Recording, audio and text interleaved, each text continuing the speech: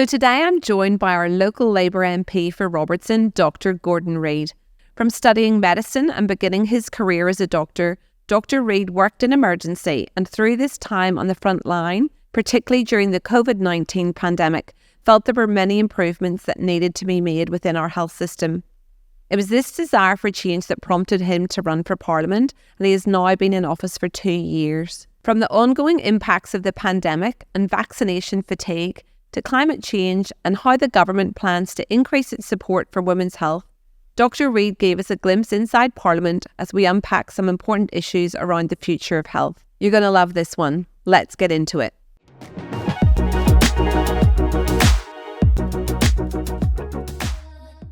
Gordon, thank you so much for coming in today. Welcome to the podcast. Oh, thank you for having me. This is fantastic. I'd love to know how you've got to where you are today. Tell us a little bit about you. Yeah, so my journey to becoming a Member of Parliament isn't linear. There were things and other parts of my life that were started already. So I obviously born and raised on the Central Coast, did my schooling here. I went to the University of Newcastle and did my medical degree there, and was lucky enough to actually finish my final clinical years at Gosford and Wyong Hospital. So being from here, I wanted to make sure I continued to study here. So that was really exciting for me, and I did my internship residency and senior residency in Gosford and Wyong Hospitals. Following that, I then became a CMO. So I worked in various emergency departments across the state. So Wollongong, Katoomba, Shell Harbour, Wyong and Gosford as well. And for anyone listening who doesn't know, what's a CMO? A CMO, so a career medical officer. So I hold general registration and can work in the hospital, but I'm not a specialist. Okay. So I was an emergency doctor at that point, and following my time as an ED CMO, and I can go into this a bit more. I found that there were some things in the system that I wasn't particularly happy with, and things I wanted to change. And you can either have a spray on social media and complain about it, or you can try and do something about it. And so that's when I put my hand up to run for federal parliament, and we obviously had a successful campaign to that, and now I represent the electorate of Robertson, which is the southern half of the Central Coast for those listening, and the Central Coast now has a combined population that's roughly the size of Canberra, so it's quite a big electorate. And so anyone outside Australia, what's the population size roughly? Yeah, so roughly the southern half of the Central Coast. There's roughly 130,000. It's the same amount in the northern electorate of Dobell, and then there's a little bit of the electorate above that in Shortland that is the bottom third is on the Central Coast. So all of those combined, you've got about the same amount of people in Canberra. Okay. Yeah. So from first spark of idea to throwing your hat in the ring, what kind of period of time would you say? So interestingly, I actually wasn't involved in politics prior. I wasn't part of a big major party. I wasn't part of any political movement. I was obviously interested in politics and policy creation. I think most doctors are, because it directly impacts how we practice. There's a story I tell in my first speech to Parliament. So every MP, but in particular every new MP, gives their first speech to Parliament as an address in reply to the Governor-General's speech that they give when they open up the new Parliament. And you get about 20 minutes, and it's pretty much the only time in your parliamentary career where you can say what you want and people have to listen to you, and no one will heckle you. So TED Talk? It's like a TED Talk. It's welcome to my Gordon Talk. All about Gordon at that moment. And so there was a time during sort of the height of COVID between two of the big peaks where it had died off slightly, and we saw people still coming in with COVID and other respiratory illness, but we saw people coming in because they hadn't been to their GP in quite some time. So a lot of those chronic medical conditions had exacerbated to become more serious medical issues. So your hypertensive, hypercholesterolemic patients, those with quite significant vascular issues, presenting with heart attacks, presenting with stroke, presenting with PE, whatever it might be. There was lots of people that couldn't afford their medication, so people rationalising, so taking their blood pressure medication every second, third day, their blood thinners every second, third day, not taking some at all, and only picking the scripts that through discussion with their pharmacist and doctor were the most important. People fleeing family and domestic violence, people who didn't have anywhere to go, couldn't afford to keep the power on for their heat or their air conditioning, whatever it was. the emergency department had become quite a hub for that. So, I took a step back at that moment and thought, well, we can definitely be doing better than this. And I knocked on the door of a local senator and said I'd like to put my hand up to run for Parliament. And it's been a privilege and an amazing journey to this date. So how long have you been the local MP for? A little over 2 years now. And so the way that it worked was I was pre-selected by my political party, so by the Labor Party, and then that means that I can be put forward as the candidate and run a campaign. So we weren't really a target seat. It was considered safe by the other side, so it was very grassroots in that regard. So an example of that is my now Deputy Chief of Staff and Chief of Staff. We were the little unit, and me and Jesse, the other gentleman, we door knocked 30,000 homes by ourselves. I wore a hole through one of my boots, wow, which was devastating because they were one of my favourite boots and they were expensive. That's what we've tried to take into the job now. Is it's not your job to come to me; it's my job to come to you, and to learn what your issues are, and then take that to the highest levels of executive government, or as I always say, it's my job to annoy people on your behalf. So we did that. My dad drove a trailer around with my face on it. My sister did my social media.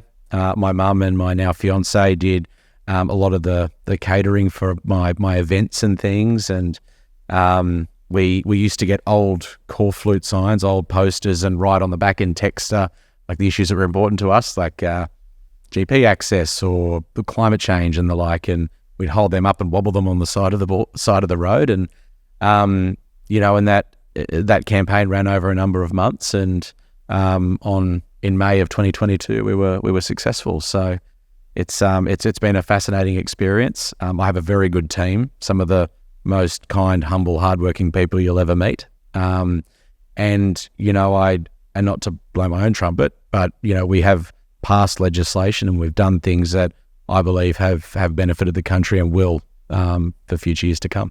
Well, tell us a little bit more about that. Yeah. So, fun fact, the very first piece of legislation, the very first law that I was on the floor of the Parliament to pass was the Climate Change Act. So that legislated our emissions targets and our focus on renewable energy, and really gave investment certainty to renewable energy, and also showed the people of Australia and the people of the Central Coast that we were serious about climate change. And that was a really special moment for me. That was one of the big things I campaigned on, was making sure that we took action on climate change, and seeing that bill pass was a very special moment. But there have been other ones, and that's a big bill, and that will have impacts for years to come, and there's a lot of big regulatory and systemic changes that caused. But there are other pieces of legislation where I've seen, and other sort of regulatory changes where I've seen the effect happen on the ground, actually in emergency. So one such example of that is we passed our cheaper medicines legislation and changes to regulation there. So we lowered the co-payment, making it sort of easier and more affordable for people to get medications. Examples of that for people listening who are medical are, your metformin and your diabetes medications, or your blood thinners like apixaban for sort of stroke prevention in AF or whatever it might be. Blood thinners and diabetic medications to those that aren't medical. And I saw patients coming into ED that could now afford their medication, and I could see that happening on the ground. And that was a very reassuring moment for me that, well, one, I'd made the right decision to go into a more governance role. But it was quite special to know that, we are changing people's lives. So yeah, amazing. And so obviously it's been a bit of an initiation of fire. You've had 2 years in politics. Has there been anything that sort of surprised you, or anything that's different than you thought it was going to be? Yes. It's nothing like you see on television. One of the biggest surprises for me was actually bipartisanship. 95% of what we do in Parliament is bipartisan. It just doesn't make for good television. So, we debate legislation, we make amendments to legislation. We do a lot of work on committees, health committee, Aboriginal affairs and the like. We debate and we create this policy, but the majority of it is actually agreed amongst the major parties quite significantly. It's only the 5% where we ideologically disagree that you'll see on television. So, for example, one of my good mates in Canberra, his name's Keith. He's the federal member for Menzies. He's a conservative. He's a liberal. So you find that you gravitate or you become friends with people that you never thought you would.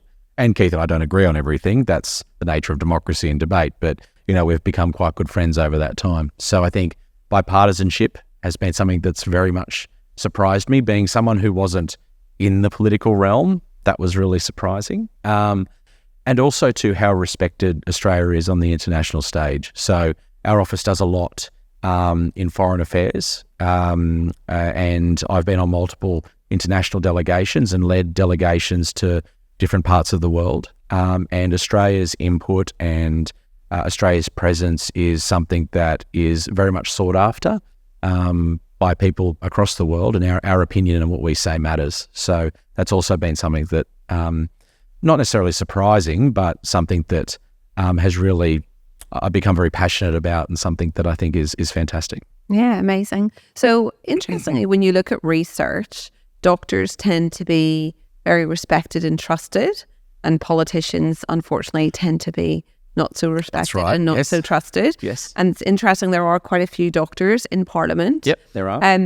Is that something that concerns you? No, so, this is something I say all the time. I've gone from the most trusted profession to the least trusted profession. And I think part of what I want to do locally, but probably more broadly, is reestablish that trust with the community and their elected representatives. And there are more doctors in Parliament now, and health professionals, I should say, than ever before, who have that same opinion. So, myself in emergency, we've got Dr. Mike Freelander. He's the member for Macarthur in Western Sydney. He's a paediatrician. We've got Michelle Ananda Raja, the member for Higgins. She's a infectious disease physician. We've got that's in the Labor caucus. We've got Jed Carney, the assistant minister. She's a nurse. And we've got Emma McBride. She's the member for Dobell. We carpool together down to Canberra. She's a pharmacist. And we've got on the crossbench, there's Monique Ryan, the member for Kooyong. She's a paediatric neurologist. We've got Sophie Scoms. She's a GP and a public health doctor. And then we've got David Gillespie in the Nationals, and he's a retired gastroenterologist. So, there's quite a few in that medical doctors caucus. And I think what it does is it makes health policy and health debate front and center of what we do on most days, which I think is it's good for the country, I think. Yeah, absolutely. And do you feel that people talk to you differently when you've got your different hats on? So when you've got your doctor hat on, do you feel people approach you differently than whenever you've got your politician hat on? No, not really. I mean, obviously sometimes people are always asking for advice and the like, but I think in both of those roles, in ED or in my parliamentary role, people have a problem. Obviously they're going to be vastly different, but people have a problem. In medicine, they've got chest pain, or they've got shortness of breath, or they've injured themselves. In Parliament, it could be a local, state or federal issue. It might be about the hospitals, might be about a pothole, it might be about foreign affairs. They've got an issue that they have, and you have to try and resolve it. Obviously, in the emergency department, that can happen a lot quicker and probably more efficiently. But on the government side, they're still going to come to you with their problem, and they're going to entrust you with that information to represent them to the executive of government, the key decision makers. So I think they talk to you the same. It's just about different things, I think. Yeah. Okay. So you mentioned that climate change is something that's a big priority for you and for me too. And it's definitely something I've felt quite frustrated about from the Australian point of view. How do you think climate change is going to impact the health of Australians and beyond? Yeah. So like I said, the Climate Change Act was the first bill I saw pass as a new MP. It's something that I campaigned on quite passionately. I like to think of myself as still a young person, but we're probably out of the bracket now. As a relatively young person, it's something that's really important to myself and my colleagues and my friends and family. And also too, I'm getting married soon, and our plan is to have a family, and that's something that obviously will impact my children and my children's children. So I want to make sure that they have a future that's safe and secure from a climate standpoint. And as a government, we're investing quite significantly in renewable energy infrastructure, so wind, solar and pumped hydro. That's something that it's science we know that works. We know it's clean energy, and we know it will produce cheaper power bills and more efficient electricity. And in terms of, the health impacts of climate change, it's quite the spectrum. It's not just one thing. I mean, one thing that probably gets left out of the medical conversation with climate change is with increasing natural disasters, with fires, with floods, extreme weather events, you're going to have increased trauma, and with increased trauma, both psychological and physical trauma. I mean, if you've got trees falling down and they're falling on people's legs, you've got fractures. Or if you've got flooding, you've got increased risk of drowning. If you've got fires, you've got burns and smoke inhalation. You've got that side of thing. You've also got the significant psychological and mental health trauma that comes from losing a home in a fire, losing a car or a loved one in a flood, or whatever it might be. So there's that aspect of climate change. And then also too, there's the effects on the systemic health of a person. If the temperature is warmer, if it's hotter for longer periods of time, potentially people drinking less water. We've got hypothermic patients, often more dehydrated in the elderly, significant risk of falls, fall over, hit your head, maybe an intracerebral hemorrhage, maybe a fall on the hips and a fractured neck of femur, both of which carry a significantly high mortality rate and morbidity rate. Increased risk of things like renal calculi, kidney stones. So there's a whole gamut of issues relating to climate change that can affect the human health, both mentally and physically. And it's something I'm very passionate about. Probably we could talk about this all day. I know we've got a limited amount of time, but and it's something that I make sure that, when we're in caucus, so when the government is caucusing and we're talking about issues. What does that mean? Sorry, what does that mean? So when the members of the government, so in this case, the government's currently led by Anthony Albanese and the Labor Party, we get together and discuss our legislation, our bills and our issues and the like. That's something that I bring there. Or I talk often to the Health Minister about this, or even the Minister for the Environment and Climate Change, because it's an important point, that we as a government need to tackle. And, we have a strategy now in place for climate change and health, which people can obviously contact my office. It's quite the document. But, it's an important part of what we're trying to do and achieve. And it's something that I'm trying to make sure that's heard throughout our caucus. And do you feel like we hear about lots of sort of committees and documents being pulled together, but do we have confidence that these things actually are taken forward and actually there's action taken on all of these? Yeah, absolutely there is. Absolutely there is. So a good example is I'm on the Health, Sport and Aged Care Committee. So for your listeners, there's a couple of different types of committees. So there's caucus committees, which are purely within our government. And then there's also parliamentary committees. So we'll refer to those ones. And there's ones that are just the House of Representatives, the green seats. There's ones that are just the Senate, the red seats. And then there's ones that are combined, and they're a joint standing committee. So, red and green seats. When you're in government, you hold the chair of that position and the opposition holds the deputy chair. So it makes it a bipartisan effort. And then there's multiple members from all sides of Parliament. So, on the Health Committee, we have a lot of doctors, but we've got Labor, we've got Liberal, we've got Independents, so we've got a few of the Teals in there as well. The first inquiry we did was into recurrent COVID and long COVID, and that led to Mark Butler, the Health Ministry, and the like.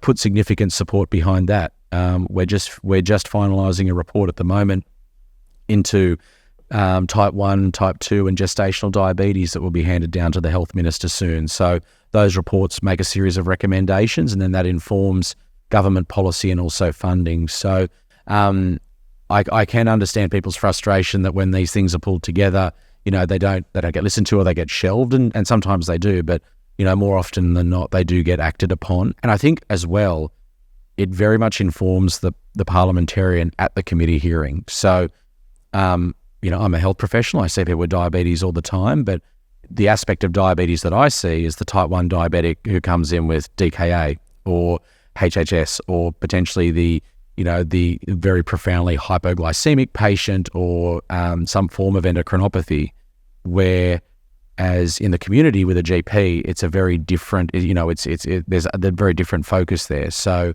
I get to hear that side of things. I get to hear from relatively well patients at that, because the patients I see they're not very well when they see me. So it really informs how we think, and it informs how we then make representations to executive government.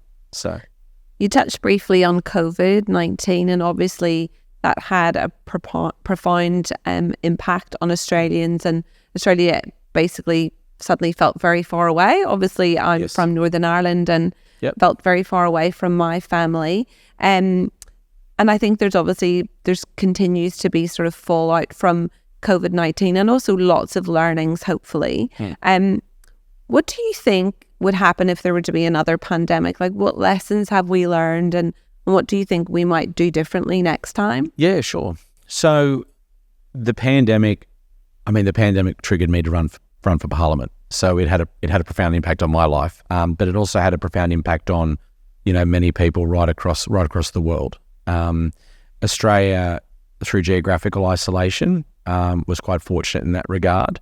Also, too, we have some of the best healthcare, I believe, healthcare professionals in the world, from primary care all the way to intensive care and the like. That was one of the reasons why recurrent COVID infections and long COVID was the first health inquiry that we held as a government, because it was something that was still front of mind for people in the community, something that was obviously still front of mind for both the government and the opposition, that people were still suffering from the mental and physical effects of COVID-19 and the like. So there was that aspect. I think one of the really important things was, which is an election commitment of ours, but also too, it's starting the process of getting that up and running now, is the establishment of an Australian Centre for Disease Control. So for your listeners, Australia doesn't currently have a Centre for Disease Control like the United States. There isn't a national body that organises and coordinates that health effort and that preventative health effort, particularly with vaccines and the like. So that's something that we're establishing at the moment. It'll have to be in concert with the states and territories. I know that's a common line politicians say, but that's part and parcel of our federation. So we have New South Wales Health, we have WA Health. We need to make sure that they're all on board, and that way that'll run smoothly. But I think making sure that we have that national coordinated effort from a single centre, like the Centre for Disease Control, is important. And I've been part of multiple different public forums and the like that go through hypothetical scenarios. If a pandemic, or if there was a pandemic and a conflict were to break out, what would be the case, what would be happening, and how would the government respond? So it's front of mind in the government. There's the Centre for Disease Control, and also too, with it being front of mind, at least in the government, when we formulate things like our national policy forum, a national policy platform, it's integrated into that. So what that means is, and this is Labor's example, is when, before we go to an election, we go through a list of what we believe should be our platform for the next election. And that's debated amongst the party and amongst the factions and the like. And then we hold a big conference. We held one in Brisbane, and it's televised for all to see. So for all the political nerds out there, please get involved. It's quite the viewing. So maybe crack a beer or open a packet of chips. And that's broadcasted for 3 days in a public manner so that people can see what we're doing. And part of that was involved in that. So that's something that's important to me. The other parties do the same process.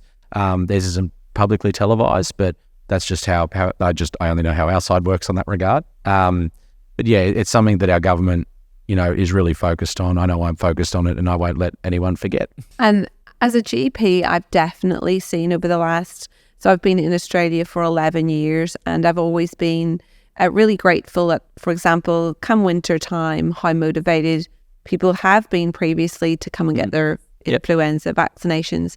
I definitely feel, though, over the last couple of years, there seems to be a little bit of vaccination fatigue creeping in.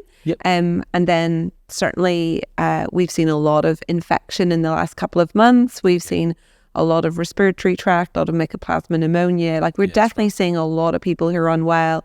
Bit of COVID again around, and a lot of influenza. Do you think government are considering the fact that maybe people have got a little bit fatigued by the whole vaccination thing, and we need to maybe reboot that in some way to get people motivated again? Yeah, sure. I suppose absolutely. There's some vaccine fatigue after COVID. I think COVID, like I said before, had a huge impact on people's mental and social well-being, which includes the ability to go and get a vaccine, because it was something that we all had to do fairly frequently.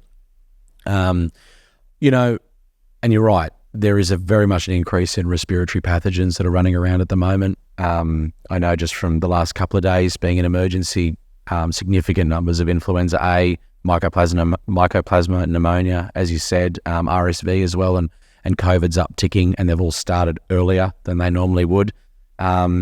So that's something that's something that I'm seeing on the ground. It's definitely vaccinations is definitely something front of mind for the government. I know that we've expanded our shingles vaccine to more people, and increased supply of that, but a lot of funding behind that as well. And it's something that we, as parliamentarians and as public figures, we promote that. So, through our social media channels, through our media channels, through ad campaigns and the like, we talk about the benefits of vaccination, and vaccination saves lives. It does. You could see a marked difference in COVID when vaccinations came in with severity of disease coming through the doors of emergency. You saw that overseas in the States. You saw it in places like Italy. You saw it in places like the UK. When vaccination came in, people's lives were changed for the better. And the same can be said for the influenza vaccination as well, and the shingles vaccine. So you'll see me with my sleeve rolled up, getting the vaccine in the arm. Many of my colleagues do the same across the political spectrum, which is outstanding. And you'll see ad campaigns and the like, which are running. So I know that the Parliament is very concerned about vaccinations, in that we want them to continue. There's a lot of benefit to vaccines, and we just need to make sure that we take the public with us. Absolutely. And I think the other thing that I find quite frustrating is there continues to be a lot of misinformation out there, and a lot of people getting misinformation spread. Is there any kind of sort of policy towards that, or working towards getting better information out that people might trust a bit more? So it's making sure that people, and this is part of trusting your local representatives and institutions, and making sure that there is an established trust with that, and also too with their healthcare providers, so that when people come to my office all the time they have either heard mis or disinformation with regards to vaccines, and I hear it too in the hospital as well, when people say, "Oh, I'm not getting the vaccine for X, Y, Z." And a lot of the time it is just, it's a moment of education for that person to say, well, actually, no, that's not the case, and this is why. You can't shut down someone and say, no, you're wrong, here's the vaccine, go take it. You have to say, well, this is incorrect because of this, and this is why this vaccine is going to help. So it's making sure that people can come to me either as a doctor or a member of Parliament as a trusted source of information, and people do. Just to change topic a little bit, sure. I'm very passionate about perimenopause and menopause. I'm very frustrated of the continued misinformation, I suppose, that still exists after the WHI study from 20 years ago. And the reality is that lots of our colleagues in all medical specialties still have had minimal training in menopause, even though there are impacts. So whether you're an ophthalmologist seeing someone with dry eyes, or a rheumatologist seeing someone with joint pain, or any cardiologist seeing someone with palpitations, it could all be perimenopause and menopause. What are you guys doing about sort of addressing that? And maybe the other thing I would say is that it's very expensive, hormone replacement therapy. Yes, it's very, very expensive for patients. So if I have someone who's going to be on estrogen, progesterone, and maybe testosterone, and maybe vaginal estrogen as well, like that's a lot of prescription charges, and a lot of those items aren't on the PBS, which is a bit of a frustration of mine, given that, for example, Viagra is on it for men. Is that something that the government's going to look towards? Because the reality is that 51% of the population, if they live long enough, is going to go through the menopause. What are we going to do to address that? Sure. And I look back at my own medical training at university, and even as in that pre-vocational time as an intern and resident, the training surrounding women's health, but in particular menopause and perimenopause is very, very, very minimal, extremely minimal. And to your point, you were talking about the rheumatologist with dry eyes or the cardiologist with recurrent chest pain or palpitations or whatever it might be. It became very siloed and almost just obliterated it. That's my opinion there. There's been a few things that have been done. So I'll start at the local level and then progress more federally. So one thing that, one being really passionate about women's health, but also two, trying to see and trying to listen to local people about their issues in this space. So we actually held a women's health forum at the Ocean Beach Surf Club. This is about 12 months ago, maybe a bit over 12 months ago now, where we had roughly over 200 people, I think, turn up to this event. And the way that it was structured was we had Assistant Minister Jed Carney, who is the Minister for Women's Health.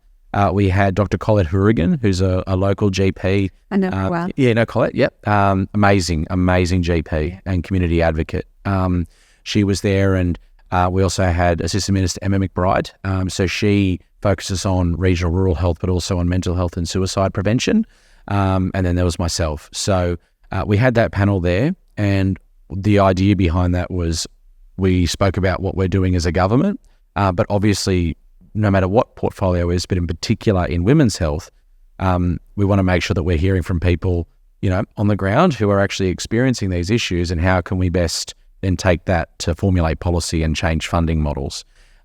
So I just, if I can on indulgence for a moment, just really thank, all the women that attended that forum and, shared their quite personal stories and information. It was very, very brave what they did, and it really gave myself, but also to the other ministers, some insight into what's going on the ground. Jed Carney, the Assistant Minister, she's created the National Women's Health Advisory Council, which all of this information feeds into, because it's her mission to break down medical misogyny. We find that when a man presents with a certain issue, it's treated, it's done, and it's completed. Whereas if a woman presents with a particular issue, then it's sort of maybe cast aside or not taken seriously enough. And that's something that Minister Carney is extremely passionate about.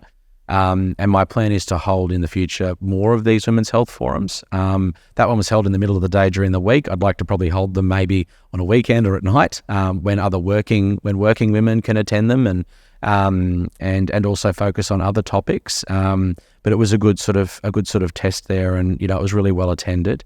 So that was that. And also too, it also informed Emma McBride's portfolio. There are issues for women accessing services in metropolitan and suburban areas, but in particular that's exacerbated in those regional, rural and remote communities. So that was very much, Emma was very thankful for that. And then also too, there's the mental health component as well, and the psychological aspect and access to those services. So that was the local level. Back to the teaching aspect, you're right. Doctors don't receive nearly enough training in this area. Is it Murtaugh's? Was that the GP book? I think that we. Oh yeah, Murtaugh's. Yeah, the GP book we used to use as a medical student. There was one chapter in that book, and it was 800 pages, I think. So it definitely needs more than one chapter's worth of attention. Absolutely. I think it was all about periods and hot flushes and not much else. Yes, that's right. So one of the things that we've done recently is change funding models and pump money into increasing CPD education programs for doctors, for general practice, but also doctors more broadly, through various platforms, to make sure that they can be educated about what menopause is, what are the symptoms, how can we treat it, and how best to link women into the services that they need when they need them. So that's one aspect on the training side of things. There's also, and we were talking before this started, the Senate inquiry into menopause and perimenopause. And, this is one of those times where, this will inform not only the parliamentarians doing that committee, but it'll also then, that report will then be handed down to the minister that's responsible for that to change funding models. So it's good that we've got Jed Carney at the helm of this. She's a good nurse and an even better assistant minister who's really passionate, but the whole health caucus is passionate about this. So, if people want more information and more detail about what we're doing in that space, please contact my office. We have a a really thick information sheet on it that we can give to people, but also to watch this space because it's an evolving space and now it's in the spotlight as it absolutely should be. So watch this space. Hopefully we might find some support around the cost of hormone replacement therapy. So that was the other thing you mentioned. Yep. So I was going through all the things in my mind. That's all right. I'm still a baby politician, That's remember? All right. I asked too many questions. Sorry. Yep. So, and that's another thing actually. So when we door knock through the electorate, so I've made a big commitment to not only door knock around election cycles, and you actually hear more real issues when you do it in between elections. And one of those things has been access to medications. So one of the big things that I make sure that I do is if I knock on your door and say, hey, hormone replacement therapy is really expensive, it's really contributing to not only cost of living pressures, but I also need this medication to alleviate the symptoms of menopause and perimenopause. I make sure that we provide immediate representations to the health minister and to the Minister for Women's Health as well to make sure that they're reading that correspondence and seeing that pressure and stress on the ground. So it's something I'll continue to advocate for in our caucus. Amazing. Okay. I think I'm nearly finished my grilling. It's okay. This is good. This is good.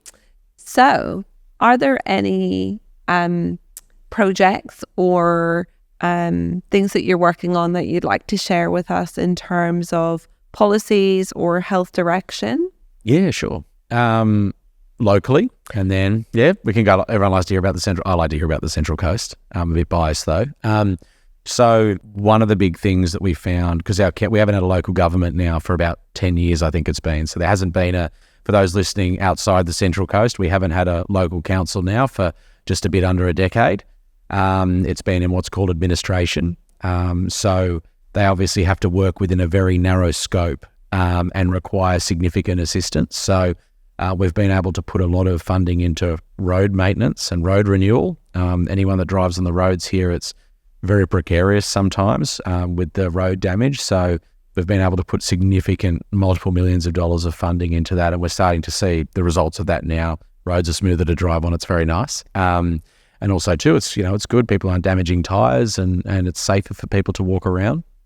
So road infrastructure has been huge. You probably drove through Avoca Drive just here now. I live in Avoca. It's yeah. So you know what I'm talking about.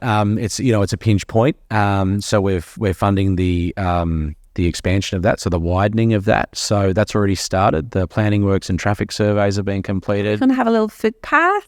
A little footpath. Well, this is something we need to talk to the state government about.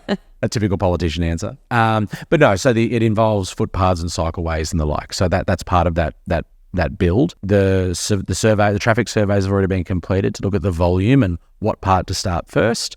And the next bit that's just been completed is surveying where all the utilities are, because if we just cut through them, then everyone loses power, sewer and water, and then no one's happy. So then they'll dig those up once we find out where they are, because there's some that we still don't know where they are with NBN cables and sewer and the like. So, and then the road will be like the actual road widening itself will be started. So that's really exciting, and that'll link into the dual carriageway, which is nice.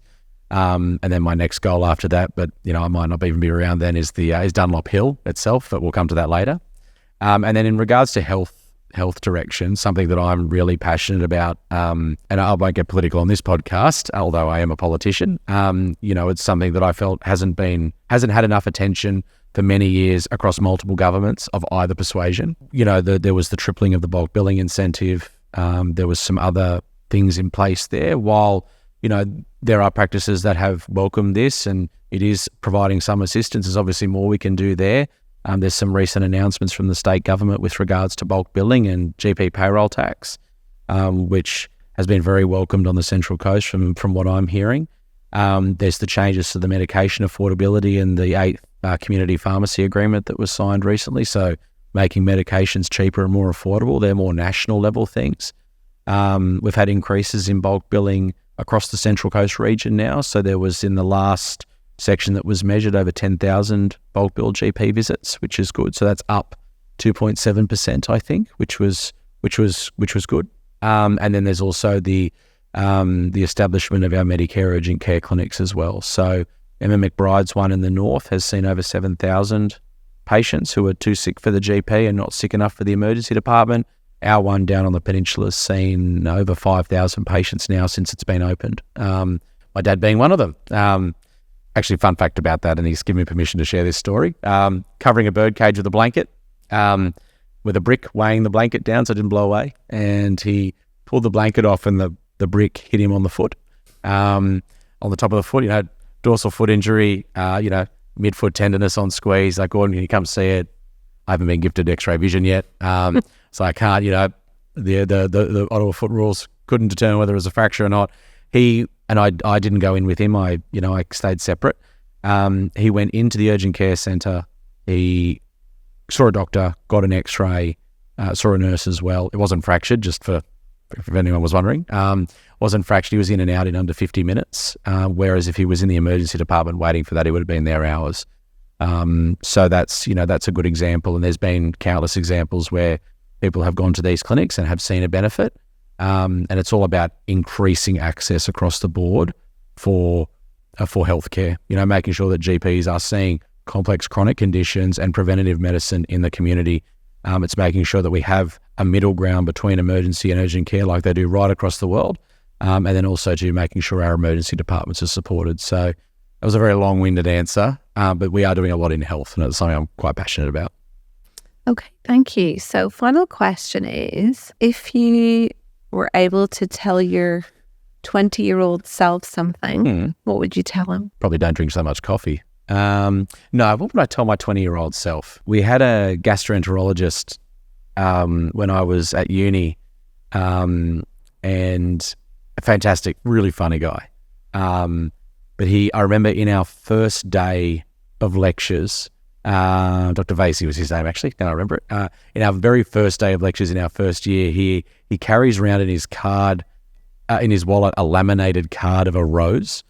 And it's, his idea was, take time to stop and smell the roses. Don't just go hell for leather. I think, when you study medicine, that's all you do. It's very it's life consuming, basically.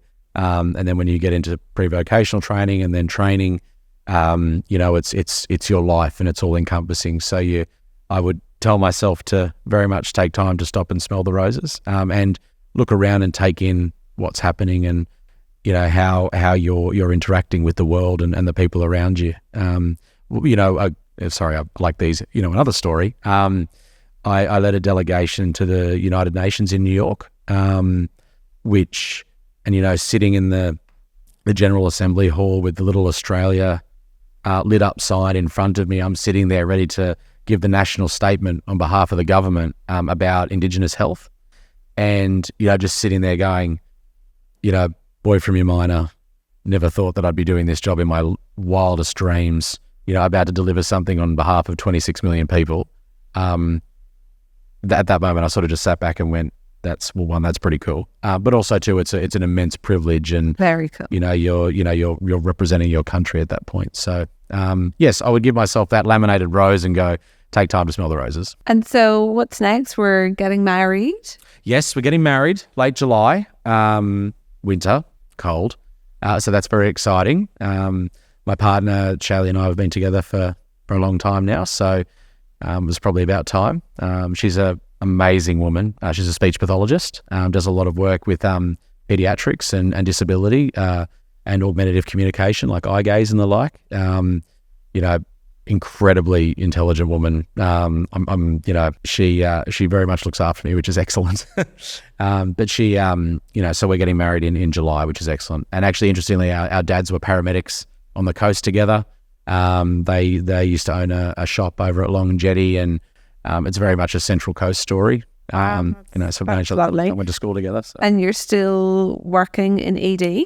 Yes, still working in emergencies. So I transitioned from being a CMO to a trainee in emergency, and I do 2 to 3 shifts a week, at night or in the evening. Normally when people don't want to talk to me anyway. No one wants me ringing them at 3 o'clock in the morning, and it's been really good. I continue to practice, and I think nothing bursts the Canberra bubble quite like a New South Wales emergency department. It keeps me, I think, grounded, and I can see what those issues are on the ground. And I also love practicing medicine.